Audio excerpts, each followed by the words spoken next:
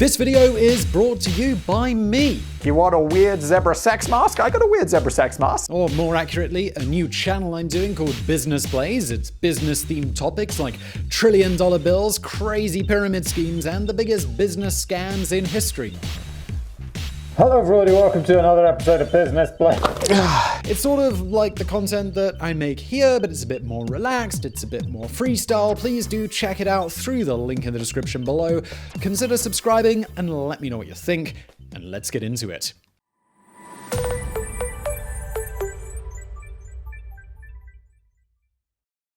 In the empty midst of the Pacific Ocean sits an uninhabited atoll known as Clipperton Island. It's an unprepossessing place, exactly the sort of anonymous stretch of sand you might fly over en route to Hawaii and never think twice about. Rising only 3 meters out of the ocean and covering a mere 5 square kilometers, it's a place of crabs, coconuts, and little else. At least, it is today. 100 years ago, though, Clipperton Island was home to something much more strange and fascinating.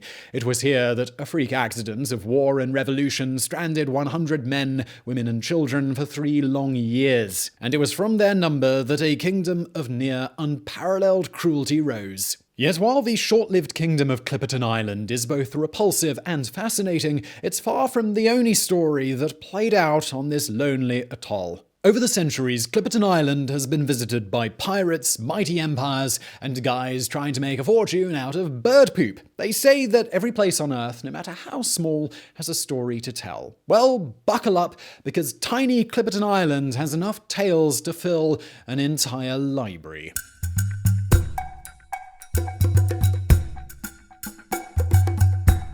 If you were to get in a boat and sail 2,090 kilometers southwest from Mexico, you might eventually come across a small, oddly shaped atoll.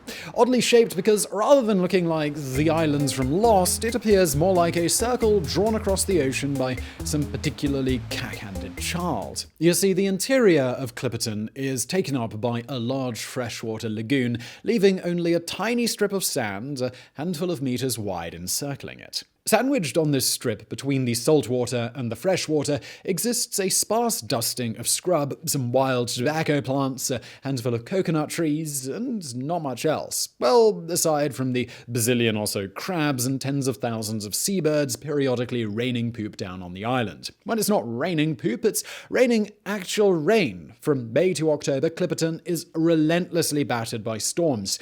When it's dry, the whole place stinks of ammonia. In short, Clipperton Island is less tropical paradise and more somewhere to exile Napoleon when he's really misbehaving. Make no mistake, despite looking like the sort of place featured on Holidays from Hell, Clipperton Island is far from unwanted. Over the decades, an astonishing number of people have tried to make this inhospitable place their home. We don't know who the first person to set sight on Clipperton was. Some sources say Ferdinand Magellan sailed this way in 1521. Others say it was really Álvaro Saavedra Cerón. But since most sources seem to kind of be guessing, we're just gonna roll with the first dude to definitely set foot there. John Clipperton was an early 18th century English pirate operating along the west coast of Central America.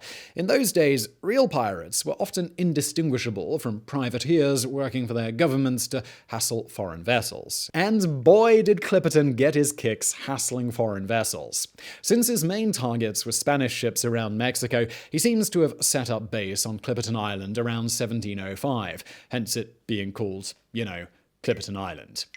But Clipperton was only there for the briefest period before vanishing off to continue his pirating elsewhere, a decision that might have been helped by the island being knee-deep in guano. Still, Clipperton's brief sojourn on Bird Poop Island marked the beginning of human interest in the atoll. Just a couple of years after he left, 2 French ships sailed by and decided to call it Île de la Passion, a name which absolutely did not stick. But it wouldn't be thanks to random Frenchmen that Clipperton Island was suddenly discovered by the wider world. That would fall to one Prussian geographer who never even set foot there. In 1804, Alexander von Humboldt was in Peru when he noticed the natives using bird poop as fertilizer. Curious, he took a sample of the stuff back to Europe to have it analyzed. Back on the old continent, the guano blew people's minds. Imagine just accidentally discovering perpetual motion one day, how that would revolutionize the world. Well, that's what guano was in the 19th century. The crop yields Humboldt's guano returned were so impressive, people freaked out that they'd somehow magicked every single harvest the land was capable of making into being all at once.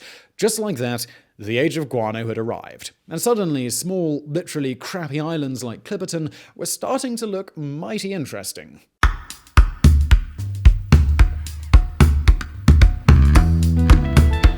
You can measure the scale of the guano craze simply by looking at how it affected geopolitics. In 1856, the US passed the Guano Islands Act, allowing any American to claim any uninhabited island anywhere in the world, provided it had guano on it. It was the beginning of possibly the grossest gold rush in history, and it wasn't long before it reached Clipperton Island. In 1856, the Oceanic Phosphate Company landed a small crew of miners on the atoll to start shoveling that sweet, sweet arse gold. Barely had they started than Mexico was all like, hey, that's our bird poo. With guano suddenly big business, Mexico was super keen on laying claim to nearby islands that were covered in the stuff, and they wanted the US to know that they considered Clipperton Mexican. But this neighborly spat was about to pull in a much bigger player. Over 10,000 kilometers away in Paris, Napoleon III was trying to figure out how to muscle in on the guano craze. The nephew of Napoleon, Napoleon III, had seized control of France in an 1851 coup, heralding the birth of the Second French Empire. While nowhere near the threat his uncle had been, Louis Napoleon was still a guy at the head of a European power that you didn't want to mess with. So when he pulled out a map and declared Clipperton Island now belonged to France, there wasn't much Mexico or the USA could really do about it. In 1858, the French Navy annexed the island, removing the small contingent of American miners. Clipperton was folded into the Overseas Department of Tahiti, and, well, that should have been that. But it wasn't. Come 1870, the Second French Empire went crashing down in flames, taking Napoleon III with it. Once the smoke had cleared, it was obvious the new Third French Republic wasn't capable of defending remote, poop-encrusted islands, and Americans started creeping back to Clipperton. But once again, they wouldn't last long. Already there was another dictator itching to get his hands on all of that guano. If Napoleon III was the pompous, mustachioed version of Napoleon, then Porfirio Diaz was the more pompous, more mustachioed version of Napoleon III. A former general in the Mexican army, Porfirio Diaz had seized power in 1876, ushering in a reign known as the Porfiriato. Like Napoleon III, he'd overseen a long period of stability and economic progress. Like Napoleon III, he'd combined that upside with the downside of, well, trampling everyone's freedoms. And like his European counterpart, he was now desperate to add Clipperton Island to his portfolio. In 1897, Diaz made his move. A small Mexican force was sent to Clipperton, where they forcibly removed the American miners. That done, they flew the Mexican flag, claiming the island. Foolishly, though, Diaz didn't leave anybody on Clipperton while he tried to notify France and America of his claim through political channels. So, while everybody was busy fighting diplomatically, a fourth and final nation decided to get involved. In 1899, the British Navy just went and annexed Clipperton, other claims be damned. America and France both kicked up a massive fuss, but since Britain was the world's naval superpower at the time, there wasn't really much they could do about it. But Porfirio Diaz tried a different tack. Knowing that he'd never ever prize Clipperton back from the British by force, he decided to cut a deal with them. The Brits could work Clipperton as they pleased and reap the profits. All they had to do in return was recognize Mexican sovereignty. And what else were the Brits going to do? They said sure.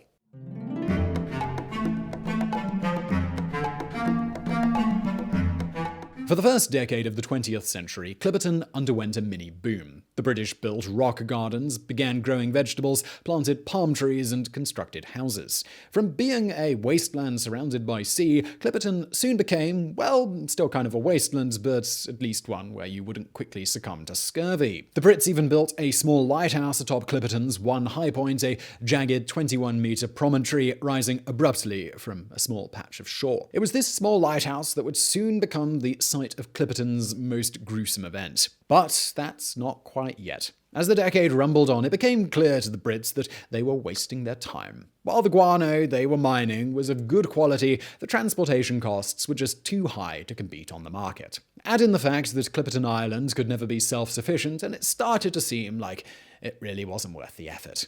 In 1909, the British finally abandoned Clipperton, leaving behind just one man and his wife to act as caretakers. But while the Brits were ready to wash their poopy hands of the atoll, Porfirio Diaz certainly wasn't. The next year, Diaz ordered 13 soldiers to land on Clipperton. The idea wasn't to simply garrison the island, but to colonize it. Each man was allowed to bring his wife and any children they had, plus a few servants each to keep things civilized. All told, 100 Mexicans eventually landed on Clipperton in 1910, joining the British caretaker and his wife. Since these are the people we'll be spending the rest of the video with, it's time we met some of them. The most important man on the island was Ramón Arnaud, the governor. While governor may sound prestigious, we should really say it like governor. Arnaud was actually an army deserter who'd been tracked down, captured, and was now being dumped on this remote and smelly island as part of his punishment. Alongside Arnaud was his wife, Alicia Rivera Arnaud. She was perhaps the closest thing Clipperton had to a socialite. There was also the teenage Tirza Randon, who we're going to hear a lot more about later on. Finally, there was Victoriano Álvarez, the guy chosen to man the lighthouse. Extremely tall, strong, and naturally hardy, Álvarez was, in some ways, perfectly suited for island life. But he was also moody, unsociable, and prone to isolation, often locking himself away in his lighthouse for weeks at a time. So this was the core of the colony established by Diaz in 1910. One that lived in sturdy, British-built houses and was supplied by bi-monthly ships from Acapulco. Unfortunately for the brand new colony, though, 1910 would also be the year that Diaz went the way of Napoleon III. Little did any of the colonists know, but the Mexican Revolution was already bearing down on them like a tropical cyclone. When it finally hit, everyone was going to be blown away.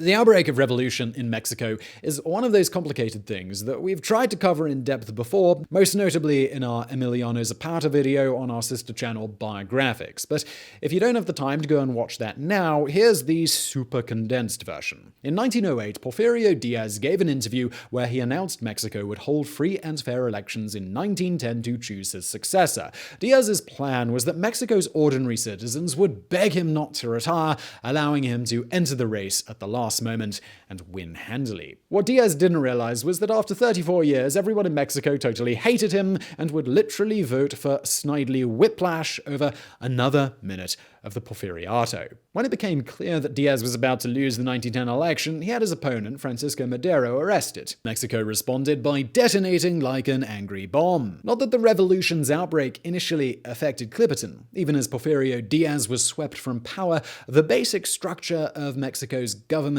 remained, and the supply ships from Acapulco kept on coming. While it must have been weird for the Clipperton colonists, getting news of the revolutionary storm every 2 months, their little outpost survived the replacement of Diaz with Francisco Madero. They even survived Madero's assassination and replacement with wannabe dictator Victoriano Huerta. It was what came next that was to really doom them. In 1914, the revolution in Mexico finally spun out of control. That April, the United States invaded Veracruz. Just 3 months later, Huerta fled into exile just ahead of Pancho Villa's army. With the whole of Mexico now in freefall, Clipperton was suddenly forgotten. That same spring, the last supply ship left the islands.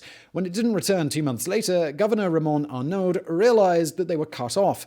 Sadly, though, the knowledge doesn't seem to have scared him as much as it should have. We know this because in late summer 1914, a US ship reached Clipperton with a mission to evacuate the British caretaker and his wife. When Arnaud spoke to the captain, he was told that not only was Mexico on fire, but World War I had just broken out in Europe. Given the lack of supply ships, the American captain offered to evacuate Clipperton's Mexican colonists alongside the 2 Brits. But Arnaud turned him down. It's impossible to say what the governor was thinking, whether his sense of duty stopped him or whether he assumed the Mexican Revolution would soon end and supplies would resume. But if that's what Arnaud thought, he was wrong. As 1914 gave way to 1915, the horizon remained stubbornly free of supply ships. On the narrow sands of Clipperton, the vegetable gardens planted a decade before by the Brits all died. With nothing left to eat but coconuts and crabs, the colonists soon started succumbing to scurvy. Caused by a lack of vitamin C, scurvy is often associated with sailors having their gums start bleeding and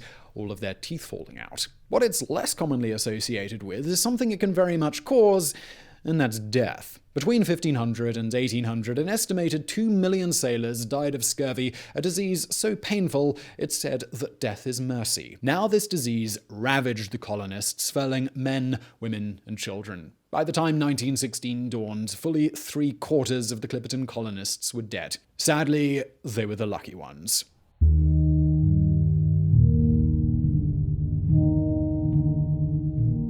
Come early 1916, Ramón Arnaud was getting desperate. By now, the governor likely realized it doomed everyone by refusing evacuation. It's probable the deaths of the other colonists weighed heavily upon him, all of which may explain what he did next. Just as things were at their absolute lowest, someone spotted a ship. It was just on the horizon, far too far away to see them, but that didn't stop the dying colonists from jumping up and down on the shore, screaming and shouting. As the ship drew further away, Arnaud seems to have decided that this was his last chance to put things right. Dragging the small rowboat left with the colonists down onto the shoreline, he demanded all the men help him chase after the vanishing ship. But Arnaud's story wasn't destined to end with redemption, with the governor catching up to the distant vessel. Instead, the surviving women and children watched in horror as the men cast off and rowed away from shore. And then they all went under when the boat capsized. Standing on the narrow strip of sand, Alicia Rivera Arnaud, the governor's wife, barely had time to process her grief when the second shoe dropped. Almost out of nowhere, a titanic storm blew up, battering the island.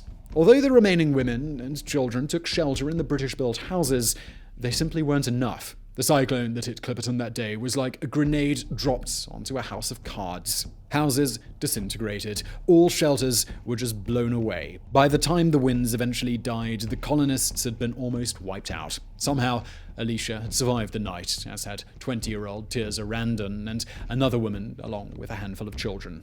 But as they emerged, blinking into the harsh sunlight, the women saw that they weren't the only ones to escape the storm's clutches. There, standing in the matchstick ruins of the houses, stood a very tall, very powerful-looking man. Locked away in his lighthouse, Victoriano Álvarez had survived the storm. He'd survived the malnutrition that had ravaged the colony. He'd escaped the fate of those in the rowboat. Now he was the only man left for tens of thousands of kilometers.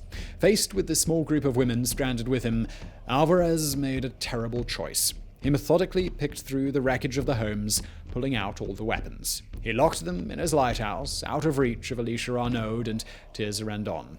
Then he came back and told the women how much their lives had just changed. From now on, Álvarez told them he was King Álvarez, master of the island. The three of them existed only to please him, to do as he ordered. If anyone tried to fight back, well, Álvarez would use the confiscated weapons to so badly mutilate them they'd never think of crossing him again. It was the beginning of the Kingdom of Clipperton, one of the most sadistic regimes to have ever existed.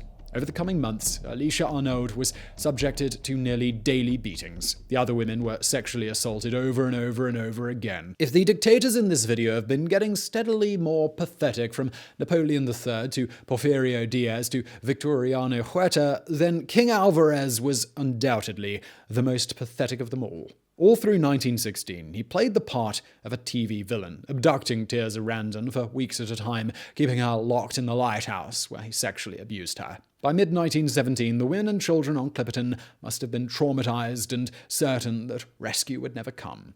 They were left only one option. They would have to rescue themselves.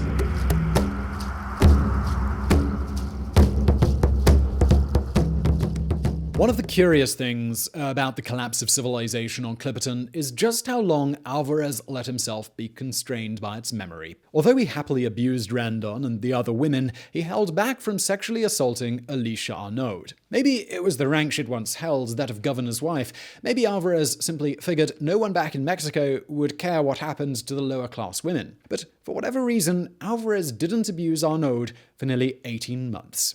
That all finally changed in July 1917. After several weeks of assaulting Randon, the self-proclaimed king seems to have grown tired of the headstrong young girl and dragged her out of his lighthouse. In the barely makeshift shelter the survivors had set up, he threw Randon to the floor and ordered Arnaud to report to the lighthouse the next morning. The bloodied Randon waited until Clipperton's dictator had left before whispering, "Now is the time."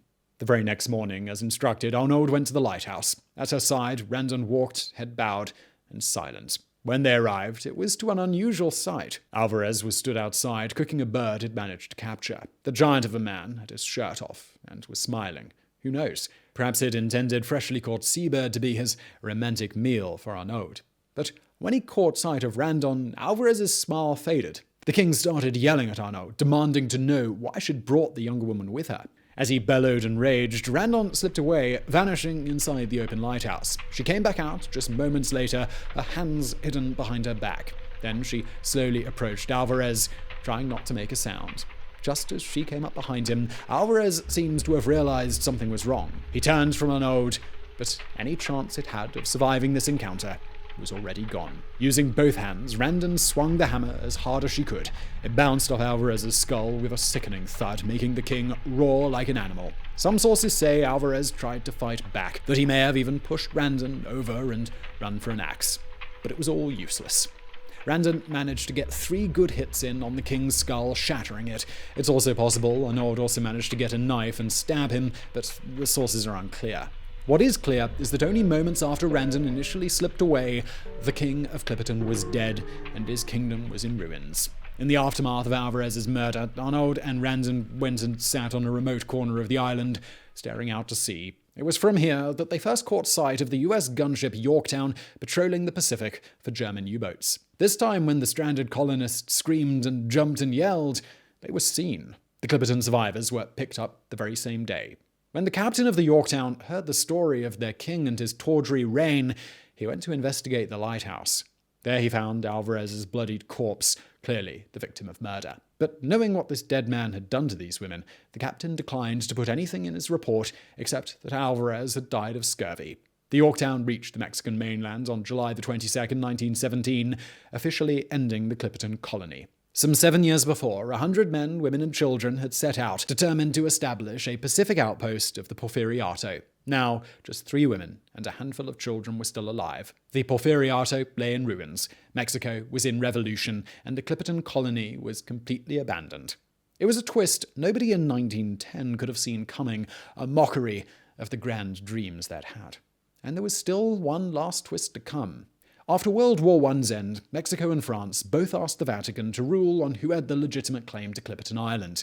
The Holy See hummed and hawed for the best part of a decade before finally passing off the decision to King Victor Emmanuel III of Italy. In 1930 or 1931, the Italian king ruled in favor of his neighbor France. After all those arguments and threats, after the loss of nearly 100 lives, after the horror the colonists had been through, Mexico had to simply stand aside and watch as France triumphantly reclaimed Clipperton Island. But by 1930, what use was this pointless atoll to anyone? The guano boom had finished decades ago, leaving Clipperton as nothing but an unprepossessing blank, exactly the sort of anonymous stretch of sand you might fly over en route to Tahiti and never think twice about.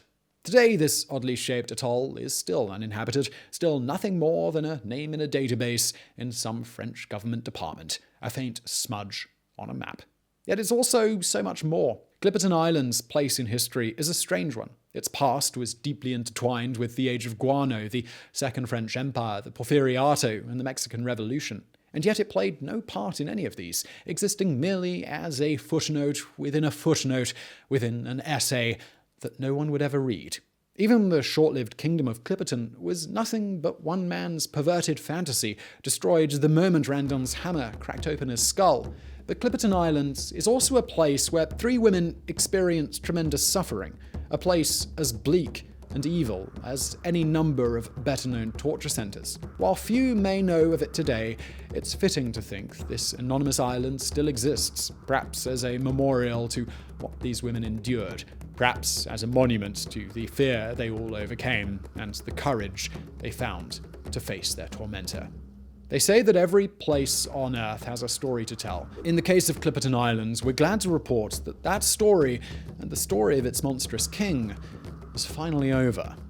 So I really hope you found that video interesting. If you did, please do like this video, subscribe to this channel, and if you'd like more from me, do check out that Business Plays channel that I mentioned at the start of this episode. I'm going to link to that below. Go over, subscribe if you like it, and thank you for watching.